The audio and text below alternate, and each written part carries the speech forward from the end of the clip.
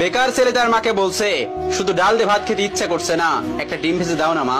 মা তখন বলছে, ডিম ঘরে বসে জন্ম হয় নাকি? শুয়ে বসে 3 বেলা শুধু বাপের ঘরে বসে খাচ্ছিস, আবার মজা না হলে গলা দিয়ে খাবার নামবে না। নবাব দাদা জন্ম হয়েছে ঘরে, অকর্মা, এত বড় হয়েছে তাও কোনো কাজে খাটে না। বেকার ছেলের একটা ডিমের আবদারের বিপরীতে মা এতগুলো কথা শুনিয়ে দিল। রাগে গজগজ করতে করতে জায়গা ত্যাগ করলো। খাবার টেবিলে মায়ের এমন কথা শুনে গলা দিয়ে আর খাবার নামলো না। ভাতের প্লেটটা রেখে হাত ধুয়ে ফেললো। মা চাইলে ভালোভাবে বলতে পারতো ডিম নেই। আর সে বেকার বলে মুখের উপর উঠতে বসতে খাবারের খোঁটাও শুনতে হচ্ছে। নিজেকে আজকাল একটা বোঝা মনে হচ্ছে। ভারী একটা দীর্ঘশ্বাস ছেড়ে রাতে না খেয়ে ঘুমিয়ে পড়লো ছেলেটা। রাত পেরিয়ে সকাল হলো, কেউ একটিবারের জন্য তাকে খেতে ডাকেনি। এক বুক চাপা কষ্ট নিয়ে না খেয়ে চলে গেল টিউশনি করতে। এটি দিয়ে হাত খরচ চালায় ছেলেটা। আজ চাকরিওয়ালা বড় ছেলে বাড়িতে এসেছে। যে ঘরে বেকার ছেলের জন্য একটা ডিম ছিল না, সেই ঘরে আজ বাহারি আয়োজন করেছে মা। দুপুরে বড় ছেলেকে যত্ন করে খেতে দিল মা। ওই সময় অভিও এসেছে বাড়িতে। মা তাকে একটিবার অব্দি খেতে রাখলো না। পেটের ক্ষুধা জানে এক প্লেট ভাতের জন্য কত কটু কথা সহ্য করে নিতে হয়।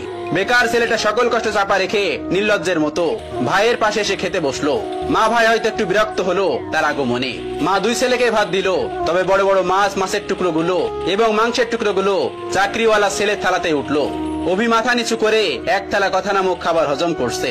আর সেই ফাঁকে মা বড় ছেলের ভাতের নিচে বড় সড়ক একটা চিংড়ি গুজে দিল, যা চোখ এড়ালো না বেকার ছেলেটির। কে বলল বাবা মায়ের ভালোবাসা সব সন্তানের জন্য সমান হয়? এই যে মায়ের ভালোবাসায় কত ব্যবধান, এই কষ্টগুলো কাউকে বলা যায় না, আর সহ্য করা যায় না। আজ তারও একটা চাকরি হলে মা তাকেও নিশ্চয়ই এভাবে এক্সট্রা খাতির যত্ন করত।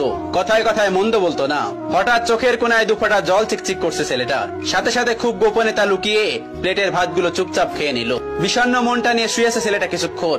এরই মধ্যে মুঠোফোনটা বেজে উঠলো। তার প্রিয় মানুষটি ফোন দিয়েছে। তার প্রিয় মানুষটির ফোনের নামটা দেখে অভির মুখে হাসি ফুটে উঠলো।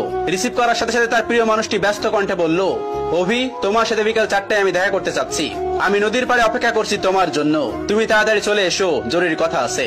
অভির হাসি মুখটা চুপসে গেল এক নিমিষেই। পকেটটা একেবারে শূন্য। টিউশনির টাকা পেতে এখনো 10 দিনের মতো লাগবে। নিজের কাছে গাড়ি ভাড়াটাও নেই। তবুও মৃত্যু হেসে তার প্রিয় মানুষটাকে বলল, ঠিক আছে, আমি আসছি। অভি সাথে সাথে রেডি হয়ে নিল। ভয়ে ভয়ে বাবার রুমে গিয়ে ভীতু কণ্ঠে বলল, আব্বা। বাবা তখন বললেন, হ কন সাহেব, গায়ে বাতাস লাগাতে যাচ্ছেন বুঝি?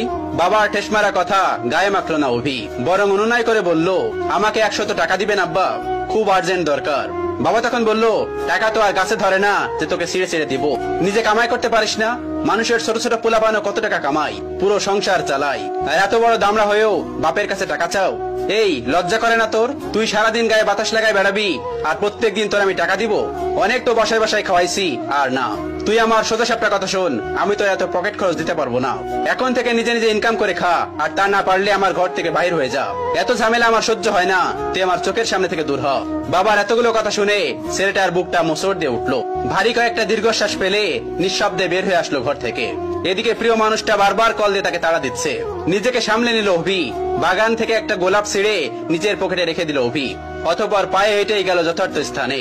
প্রিয়তমা আগে এসে বসে আছে। অভিকে দেখে উঠে দাঁড়ালো এবং বিরক্ত কণ্ঠে বলল, এত দেরি করলে যে? জানো আমি কতক্ষণ ধরে বসে আছি?